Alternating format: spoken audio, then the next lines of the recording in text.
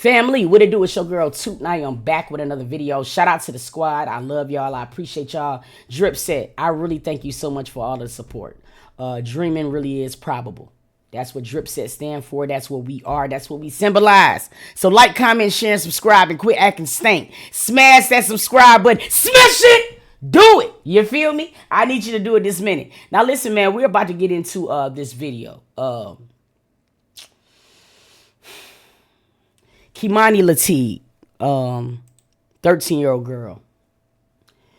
Toledo Police Department is asking for the public's help in locating a missing 13-year-old juvenile. Let me move this down some. Sorry about that, y'all.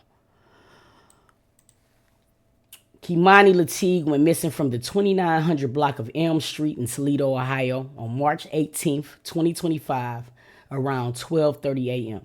All right, I'm giving you guys a timeline so you can understand. We got some updated information, and we're going to get to all of that. I just want people to be familiar with the case so you guys can know. So I'm going to give you a timeline. We're starting to see this a lot more, you guys. This little girl was 13 years old. We see pictures like this all the time. It's almost kind of like gut-wrenching because we just dealt with this with Disarray. And that's what I was telling people. There are children that are disappearing at an alarming rate. Some cases get broadcast, some don't. For the black and brown children that do happen to make it to the news where the public outcry is heard, you know what I'm saying? You have to be thankful for it. You have to be thankful for it. You have to have etiquette with it. You feel what I'm saying? You got to. Because at the end of the day, we're representations of these babies. And they're not looking at names. They're looking at colors. Okay? And they're looking at black and brown children disappearing by family members. It doesn't matter if you didn't belong to that family. It don't matter. We looking sad as fuck out here. Family is searching for a 13-year-old girl who hasn't been seen since early Tuesday. Family members say this isn't like her to run away and are asking for help to bring her home. Listen to me. I'm saying this because I want you to hear me, just like y'all heard me with Isaiah. Listen to what she just said. Family members said it's not like her to run away or anything like this. This is what they said family members said. Same thing in the other cases that we read. You know what I mean? Let's keep going. Family members say this isn't like her to run away and are asking for help to bring her home. Keimani Latigue was last seen around 12:30 a.m. near Elm Street in North Toledo. But when she didn't show up for school, her family knew something was wrong. She's 5'6", 120 pounds with black hair and brown eyes. Her family says she left behind her glasses and house keys, things she never leaves without. Off for work at 9 o'clock. I made it home like 9:40 that morning. Okay. She wasn't here. There were things in the floor that should not have been. That's what caused the alarm. So I called the school to speak with her. I asked them, could I speak with her? And then they did. They contacted the principal, her teacher, and the gym teacher, and all three of those guys said that she was not there. Family and police have been searching for her. If you have any information, you should call or text Toledo Police. You can contact them at the number on your screen. News today. Now, I want you guys to understand. There has been an outcome, and we're going to get to that later on in the video. I'm just letting you guys get a timeline and get a feel to what was going on and some family members. Now, Miss Parker, one of her teachers, did a live, and I'm going to actually react to that live shortly. She's on live right now, so I want her to complete the live, and then we'll be able to go ahead and look at it. This is getting sad on so many different levels. My heart breaks because here's the thing. It bothers me when people don't want you to care, because at some time you got to do an add and subtract. Let me explain something to you. What God does. Whatever you lose in your life, God replaces. And sometimes when he replaces mothers and aunties and grandmamas and nieces, he sometimes don't do it in way of blood fashion. He might do that in a way of just somebody else, somebody there to fill the void. Please don't be naive and miss your blessings. Because some people will. And I want you to hear that real, real bad. That was something that I had to come to terms with. I lost my mama. I did. It hurt bad. But then I was replaced with one. Right here in this chat. You probably hear me say, hey, mama. You probably hear me say it a lot. Was replaced with one. You feel what I mean? So don't miss your blessings. You know what I mean? When it comes down to that. Just because people are not family does not mean that people can't be family. And I really want you guys to understand that part. But let's keep going. For a missing 13-year-old in North Toledo, Keimani Latigue was last seen in the early hours of Tuesday morning. Latigue's family says she was not answering her phone, and that behavior was out of the ordinary for her. WTOL 11 followed a search party that was organized this afternoon and spoke to Latigue's mother, who lives in Cleveland. She says the last few days have taken an emotional toll on her. It would be the world to me. Like this I hate to, I don't like cursing, but honestly, this is breaking me. I've been falling the apart since I found out. I've legitimately been on social media since the minute I found out, spreading awareness, sending out flyers, contact information, anything to get my baby home. I have not slept in 3 days. I have not ate in 3 days. If you have any information that could lead to Keimani's whereabouts, you are asked to contact Toledo Police, or you can simply call the Crime Stoppers hotline. Safely. I mean, she's not in trouble. She hasn't been in trouble. This is a picture of Spring Elementary student Keimani Latigue. The teen has not been seen since Sunday evening after 10 p.m.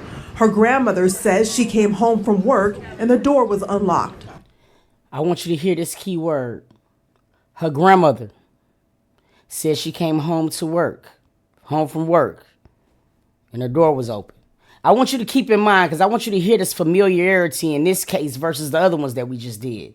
It's always a child, a grandmother, just some bullshit that's starting to really piss me off. And people is talking about the wrong shit to me. But let's keep going. It was Monday morning. Okay. And when I came home, she wasn't here. Of course, she was supposed to have been on her way to school, but according to the way that the house was set up, once I got here, because it was in complete disarray, she wasn't here. So I called the school so that I can talk to her, and they said that she wasn't there.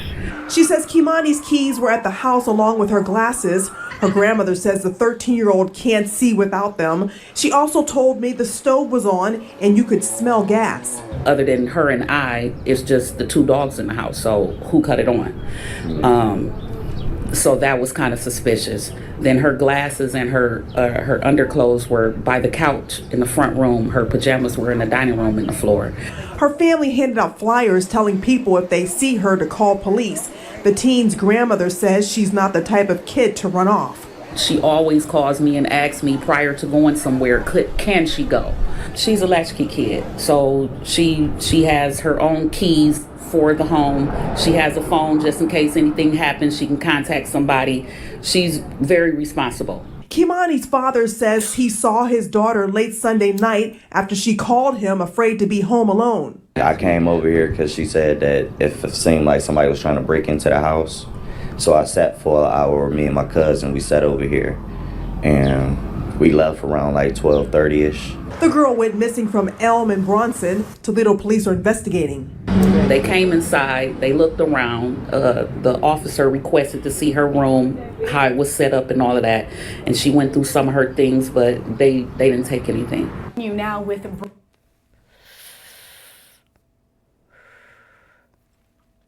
It blows me how these family members can get on any type of platform and just lie in 10K. It pisses me off so bad. Let's just keep going. breaking news, the father of a missing teenage girl is being charged with third-degree felony abduction. 13-year-old Keimani Latigue has been missing since last week. Police say she was last seen on March 18th.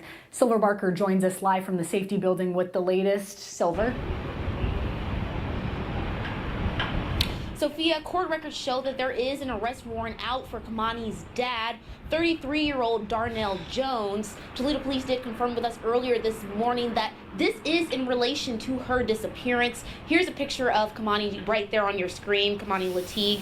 Again, police say she's been missing since Tuesday. Police tell us Jones, who also uses the last name Ogletree, is the biological father of Keimani. According to court documents, he's wanted for abduction removed from place found. The report also mentions Jones was the last person with Keimani before she went missing. It also lists that Jones gave officers inconsistent statements about his activity with Keimani and their whereabouts. Now, the report also mentions communication records and surveillance video helped the detective get to this point. Reached out to TPD for further information regarding that. We'll continue to keep you guys updated as we learn more today. Reporting live in Toledo, Silver Barker, WTOL 11. You see the similarities in this? So now we got another father, a grandmother. Just all in these situations, and it's happening over and over and over again. And I just don't understand how people could be talking about anything else but what the fuck is happening in real time. These babies is disappearing. My daughter, there's no reason my daughter would ever be over here. Today make a week, she's been gone. And this is not right. We just want to get her home. Praying for the best, but of course always prepare for the worst. That was the family of 13-year-old Keimani Latigue. She's been missing for several days now. Earlier today, Toledo police discovered a body inside of a home on Miami Street in East Toledo. Police have yet to confirm it was her body, but according to the girl's grandmother, Keimani Latigue's body was found. Jeff? As we continue to track this story throughout the day, WTOL 11 has also learned that the father of Keimani has been charged. His name is Darnell Jones. An arrest warrant has been issued for his arrest. Tonight, we have got live team coverage on this breaking news story. Silver Barker and Michael Sandlin have been looking into this story all day long. Silver joins us live from the home on Miami Street where that body was found. And Michael is looking into the case surrounding Keimani's dad. But we'll get to Silver first. Silver? Yeah, well, Jeff, right here on Miami Street, there were My biggest thing when we was even covering the Disarray case is that I always felt like she would be found in a place like this. You know what I'm saying? Sometimes people be found in places that's just right there. And we get so used to dysfunction that we overlook certain things. But that was my biggest feeling, and I felt like it was some abandoned places around his shop that I feel like should have been searched. You know what I mean? But this breaks my heart because, you know, it's one of those type of situations to where you happy she's found to get some type of closure, but then it's like, damn, man, you don't want to see this shit, bro. a lot of people here earlier today trying to figure out what is happening as they were hearing the news that we were hearing of a body being found in this home. By the way, we know it's burned, but however, police tell us that it was burned before the body was found there, or was before this incident. We were here as well, of course, here on the scene earlier today waiting for information. We're still waiting for some information now. Now, while we have not been able to confirm with police whether this was Keimani's body, it was taken out of the house and sent to the coroners. Keimani's mother, Tiara Caston, who was here on the scene also, was either shown something by police or had a conversation which we believe was to confirm whether the body was her daughter's. Moments after the conversation or whatever was shown from police, we then see Caston drop to her knees crying. But as mentioned earlier, we have not been able to confirm whether this was Keimani they found. We spoke to a cousin of Keimani's prior to police finding the body, and she tells us this. I don't want to go to assumptions, but at this point I feel like we're looking for a body and not a teenage little girl anymore. Now, we do know that this is still an ongoing investigation, so there are more parts we're waiting to figure out and find out, which of course we will keep you guys updated as we learn more. Reporting live in East Toledo, Silver Barker, WTOL 11. They discard these babies in the trash. We're gonna keep going, but you know, it's frustrating that it's just at 13. I remember being supervised so much that it got on my nerve. And I just don't understand how we got all of these babies now with no supervision. It's blowing me. You know what I mean? Everybody on the news saying somebody's a good kid and everybody, all of that. But then, you know what I'm saying, this happens. And I don't get it. And I don't get it. And it's getting really damn sad because to me it seemed like the same story, just a different name. Right now, as we speak, we got two 13-year-olds that we're already working on. We got Janiyah and we got Neziah. Right now, as we speak, I got like nine cases in my DMs right now that I haven't even got to yet. Children. People on this motherfucker talking about other shit. and as we talking and as you arguing about dumbass shit, another child is going missing. Here's the thing. Don't feel like you're alone. Like you're the only one. Because these babies are disappearing rapidly. Rapidly. Boy, I don't get it. Team coverage continues. The one person wanted for Keimani's abduction is her father, Darnell Jones. And according to police records, he was last seen taking Keimani from her guardian's home without consent, possibly making him the last person to have seen her alive. Michael Sandlin, he's got more on the charges surrounding Jones, his background as well. Michael, how is Keimani's family reacting to the news of Jones's possible involvement? Jeff, we caught up with Keimani's grandmother, Dorothy Latigue, and she says the feeling right now is betrayal. Now, we did some digging into Jones's past, and he does have quite the record. Now, looking back, we can see that he had previous charges for domestic violence, specifically an endangering children charge back in 2021. However, those charges were dismissed. Yo, ladies, nah, fuck that. Y'all be knowing what these niggas is before y'all bring them to the crib. Y'all bringing these motherfuckers around your daughters. Sad. He also had a felonious assault charge from 2017. Sorry, y'all. Let me start it over, y'all. Hold on. Seriously charged. Pissing me off so bad. Let me get it back over here. Damn, man.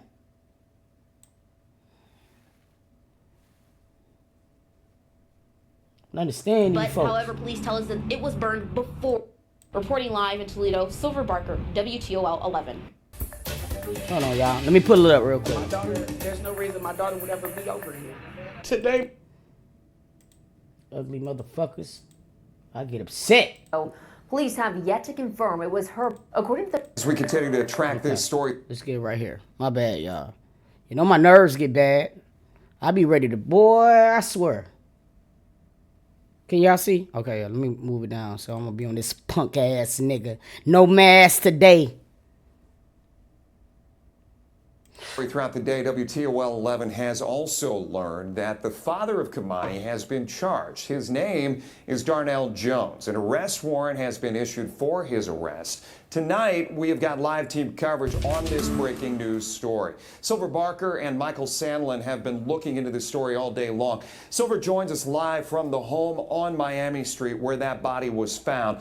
And Michael is looking into the case surrounding Keimani's dad. But we'll get to Silver first. Silver? Yeah, well, Jeff, right here on Miami Street, there were a lot of people here earlier today trying to figure out what is happening as they were hearing the news that we were hearing of a body being found in this home. By the way, we know it's burned, but however, police tell us that it was burned before the body was found there, or was before this incident. We were here as well, of course, here on the scene earlier today waiting for information. We're still waiting for some information now. Now, while we have not been able to confirm with police whether this was Keimani's body, it was taken out of the house and sent to the coroners. Keimani's mother, Tiara Caston, who was here on the scene also, was either shown something by police or had a conversation which we believe was to confirm whether the body was her daughter's. Moments after the conversation or whatever was shown from police, we then see Caston drop to her knees crying. But as mentioned earlier, we have not been able to confirm whether this was Keimani they found. We spoke to a cousin of Keimani's prior to police finding the body, and she tells us this. I don't want to go to assumptions, but at this point, I feel like we're looking for a body and not a well. Can you imagine just seeing your baby just in a place like that? Now, we do know that this is still an ongoing investigation, so there are more parts we're waiting to figure out and find out, which of course we will keep you guys updated as we learn more. Reporting live in East Toledo, Silver Barker, WTOL 11. Our team coverage continues. The one person wanted for Keimani's abduction is her father, Darnell Jones. And according to police records... I don't even like his name. It's like so close to Donnell Jones. You know what I'm saying? You shouldn't even be a Jones. You know what I mean? He was last seen taking Keimani from her guardian's home without consent, possibly making him the last person to have seen her alive. Michael Sandlin, he's got more on the charges surrounding Jones, his background as well. Michael, how is Keimani's family reacting to the news of Jones's possible involvement? And you know he had to hurt that baby. They said they found her pajamas in the living room. They found her undergarments in another room. You know what I'm saying? You a stinking ass dude. I can't. I just feel like people like y'all. You know what I mean? Y'all should just go be somewhere, and we just need to blow y'all ass up because y'all a cancer to our society. Jeff, we caught up with Keimani's grandmother, Dorothy Latigue, and she says the feeling right now is betrayal. Now, we did some digging into Jones's past, and he does have quite the record. Now, looking back, we can see that he had previous charges for domestic violence, specifically an endangering children charge back in 2021. However, those charges were dismissed. He also had a felonious assault charge from 2017. Look at this shit. That resulted in the victim being seriously harmed, and he was indicted on that one. Keimani's grandmother says this feels like a betrayal. Do you see this nigga rap sheet? Huh? You see it? You see this shit? Because despite his record, she truly thought Jones had stepped up to be a father for her, despite not even being her biological dad. So this nigga ain't even her father.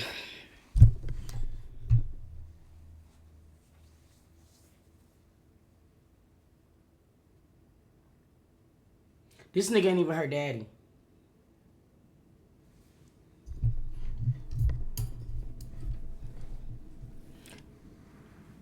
The mama need to go right with him. I swear to God. No, I'm so sick of this shit. Because y'all, listen, nah, fuck that. We know what he is. His rap sheet been showing it. See, y'all got to start going to jail too. Because, see, y'all got to start getting held accountable for the dumbass decision making y'all make. I don't care. Argue with your mama. It was told to me that he was her biological father. However, her biological mother has told me on several occasions that he is not. So I don't know what to believe, but I know that he was present. He's been more present than the biological mom. And I feel deceived. Like, you played for so long in my face like you was her dad, like you really had her best interests at heart. But where is she? Now, I want to show y'all where she is. This is the grandmama who just said that niggas was playing in her face. She's now getting arrested. That's her. She going to jail. She just sat in this motherfucking interview and made it seem like she was she just loved her grandmother with all her granddaughter with all her heart. Not even being her Listen biological to her. dad. It was told to me that he was her biological father. However, her biological mother has told me on several occasions that he is not.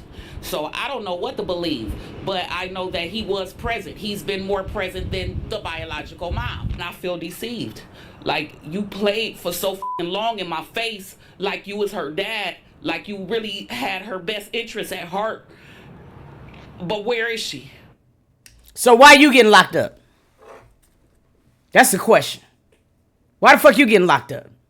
Because you came home and you magically found all of this type of shit. See, this is starting to get real stank to me. Real stank.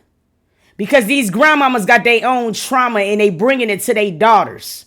And then they wonder why they daughters can't be mothers to their daughters. Y'all are all need to go to jail. I'm sick of all y'all stinking funky asses. Y'all are polluting the whole world. You know what I mean? This is a case that is becoming too fucking familiar with men and grandmamas and mamas who ain't mamas and shit like that. And you want me to be able to understand the trauma?